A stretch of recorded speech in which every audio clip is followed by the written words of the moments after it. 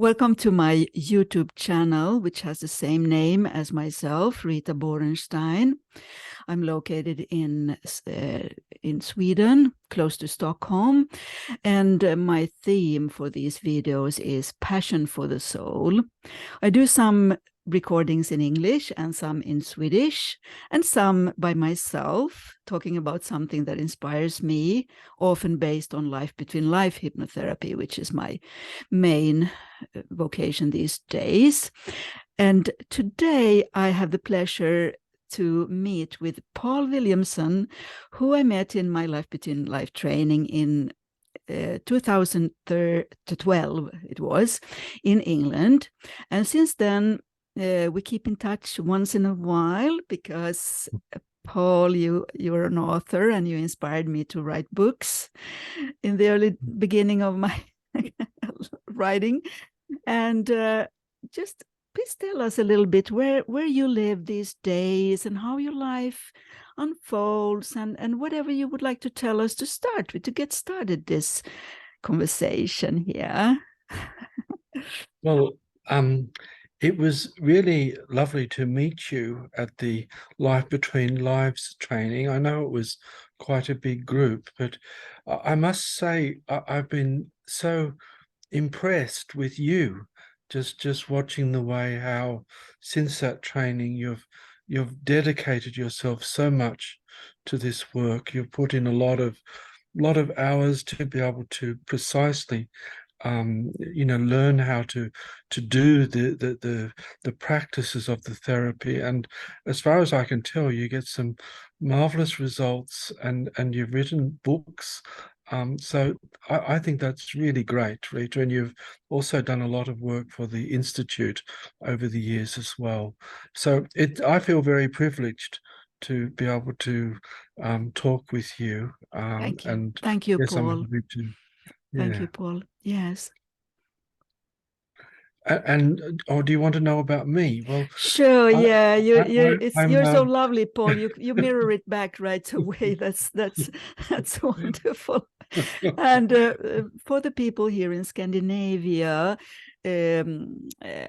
most of them speak English. I'm so curious about you because where were you? Can I ask you a little bit then, Paul? Where were you born, and how come you're in Australia? I know you're in Australia. well, yes, briefly, I was born and brought up in Australia, and in my early 20s, I was just feeling that I wasn't ready to settle down and get a house and family and a car and 2 television sets and save up for my pension. I just felt there had to be something more to my life than that. And so I left Australia, and I thought I'd only be away for a little while. But I think it's about 35 years after that when I finally came back to Australia and decided that I wanted to live there. And that's where I'm living now. And I think that this will be where I will live for the rest of my life. But it doesn't stop me from traveling. And I guess when I did that Life Between Lives training with you, it was one of the things when I had a session of the Life Between Lives where I felt that my place was in the world rather than being in one specific location. And so I've lived quite a nomadic life since then. It got me going with traveling, and I love traveling. Yes, I follow you on Facebook like these days. Some people do, because to me it's better than losing contact altogether. So this morning I saw you in a do you call it a fair, or what is it called in English, where you present your books, and you also do sessions, I know, in these do you call it Yes, fair or yes. exhibition? Yeah. Yeah, well, just to outline my work a little bit. Yes, Mm. today I've been, it's evening here in Australia. I'm down under compared with where you are. Yeah. Um, and I've been working all day. I'm at this, what they call Mind, Body, Spirit festivals in Mm. Australia.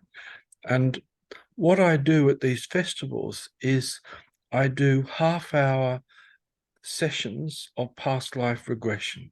So these are mainly introductory sessions, but in this time I don't use a really long induction like the classic Life Between Lives. They're just tiny little 5-minute or 3-minute inductions, and then I take people and guide them through one of their past lives, including where they die and go up to the spirit world.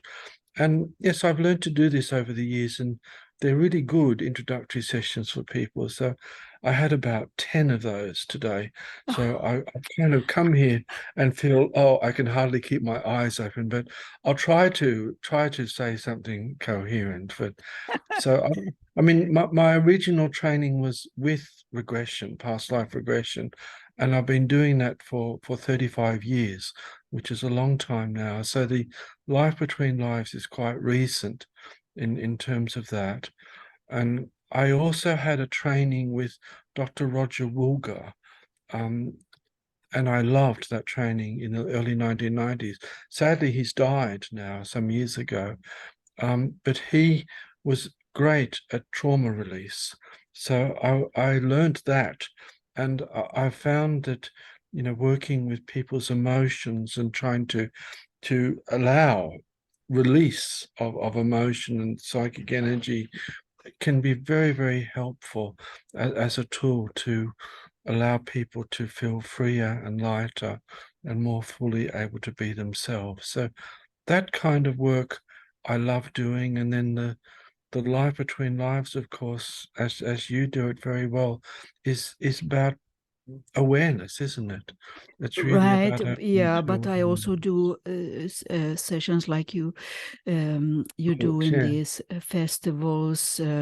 It's to release and the grief to be relieved expressed, and yes. these kind of things. So it's such a time. It's always been such a time, I believe. But I can relate to what you're saying, Paul, because I did shorter sessions a lot.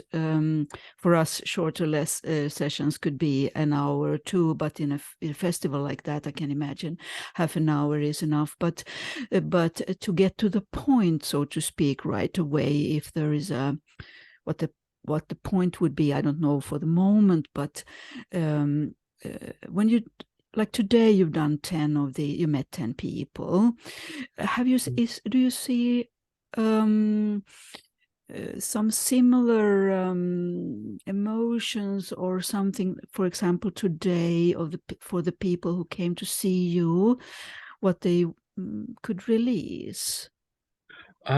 Well, there are different themes at different times. I Mm, think my favorite session today was with a youth. I think he must have been only about 19, and mm, he came to my stall and he straight away wanted to do it. mm, So he wanted to do it as early as possible.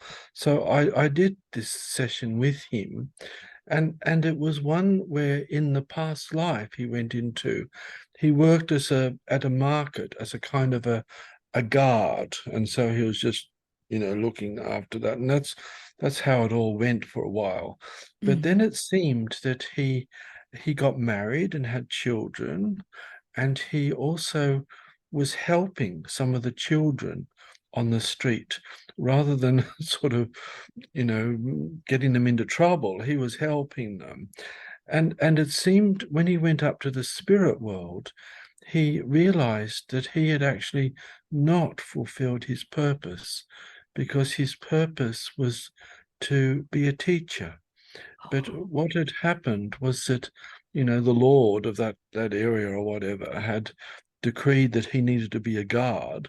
mm, So he did what this Lord said and mm. didn't stand up for himself. Yes. So he spent his life doing something that was not really him.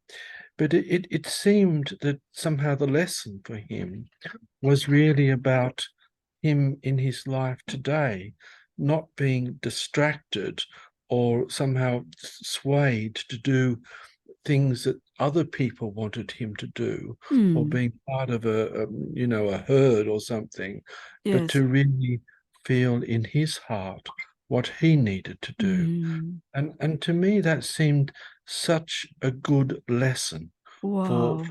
what people in the Mm. present age need to do.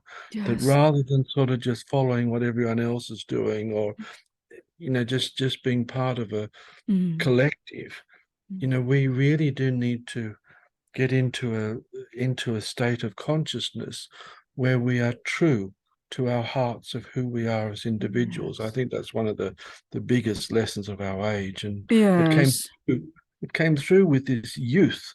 That's And wonderful. I just felt, well, to have the chance to do something like this with a youth was just so precious. I was over the moon.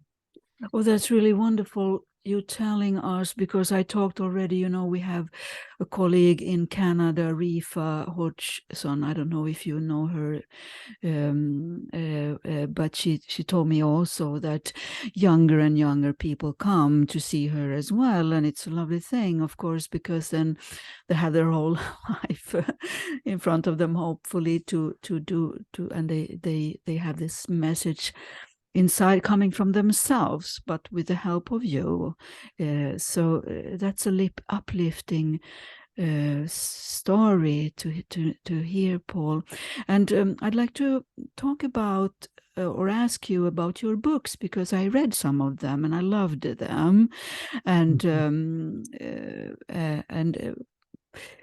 I know, at least in some extent, it seems to be based on past life experience. Is it your own past lives, or tell us a little bit more about your books? You've Oh, written many.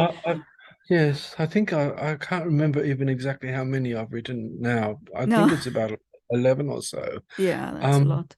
they're different from each other. Mm, They are loosely based on my work, um, but I do quite a lot of books that are spiritual stories rather than, directly being coming from the work itself. mm, Like I've done a couple of books about the situation in the world today, and just an imaginary book about a group of souls training on the spirit world to come to Earth and try to make a difference before we destroy the place. But mm. I've been doing others as well. Only one of them's been based on my past lives, and that was one called Ilsa, which came from Yeah, that one I ancient read. Celtic Yes. times, Mm, and that was an interesting book just because the kind of values of the people then, mm, really with the sense of being connected with all life and sure. the earth spirit, is also a kind of value which I feel people need to embrace if they can, Mm, today. That's of course just my judgment, but it's very mm, much in my heart what I feel. But sure. I've got a new one which is Yeah. hopefully coming out in a few months, which is called The Journey of Hope. And it's actually, it's quite an ordinary book in many ways, because it's just a story of this family and other close loved ones to that, and they go through the darkest kind of situations growing up, and then they have to find their way towards healing, and eventually they create a healing sanctuary. And I've just it's just a story, and it's just something where I feel hope is also another quality in our day and Mm, age now, which is so important.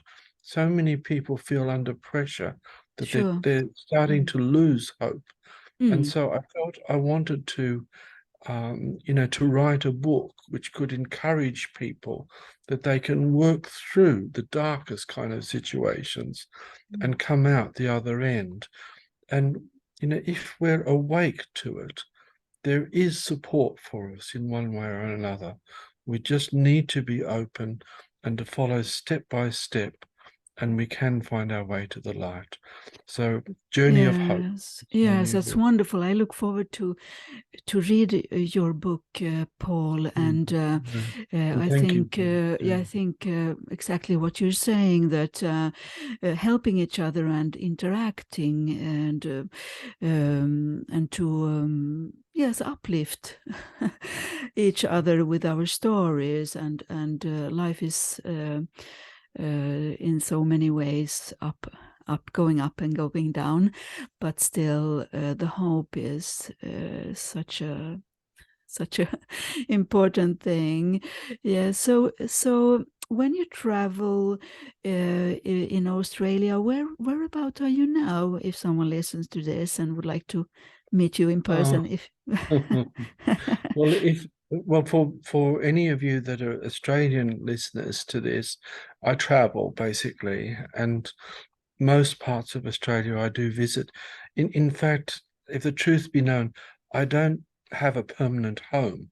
At the moment, my partner Dee and we travel doing house sitting, which is really something, I think it's worldwide really, where people might go away on holidays and they've got their animals that they need looking after. So they need someone to, rather than the animals go to some home or cage or something like that, then, we can come and look after the house for them and their animals so they can go away on holidays.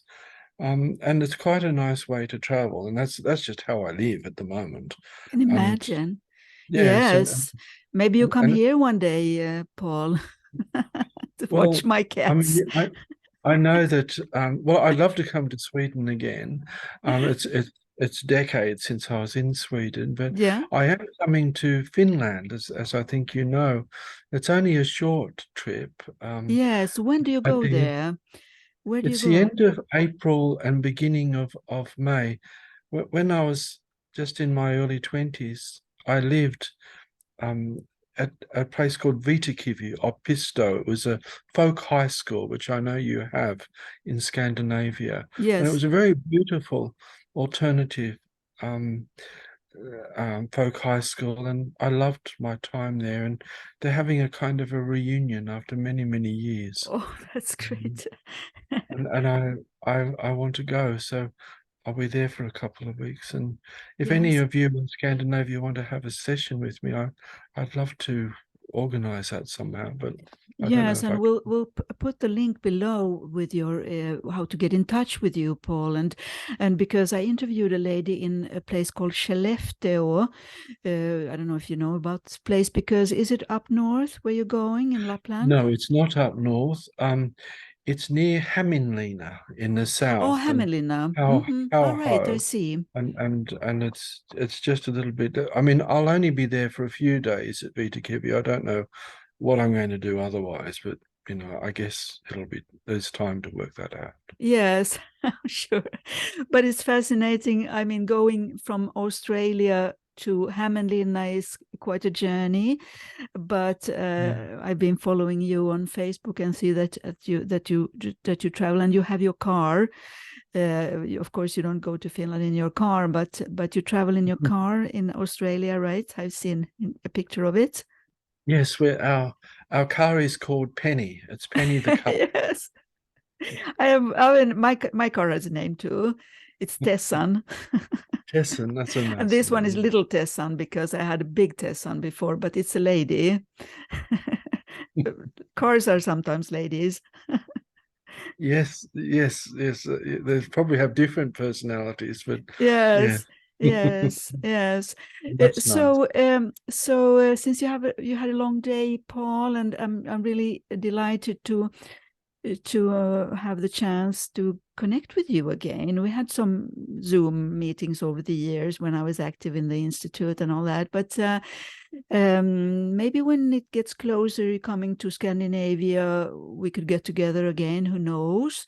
Maybe there are people who want animal sitters, and you could stay a little longer in Scandinavia.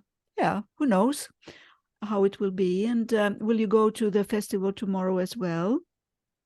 Yes, it's over the weekend, so Mm-hmm. here it's the end of Saturday. We're ahead of you, and Yes. there'll be another day Sunday, so it's just the weekend. But yes, I've had a big festival here last weekend, so I've got a whole huge array of work to do at the moment. So doing this work, as you know, it can go in big peaks and troughs, and Yes. it sort of Yes. goes like the tide. Yes, it goes like the tide, surely. And I usually, when the tide is on, I work just like that also. I just keep going, and then there is a a time to rest.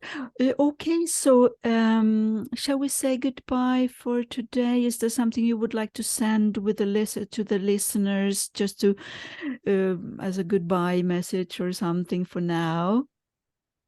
Well, I think I'd just like to say thank you, Rita, for having me and talking with me.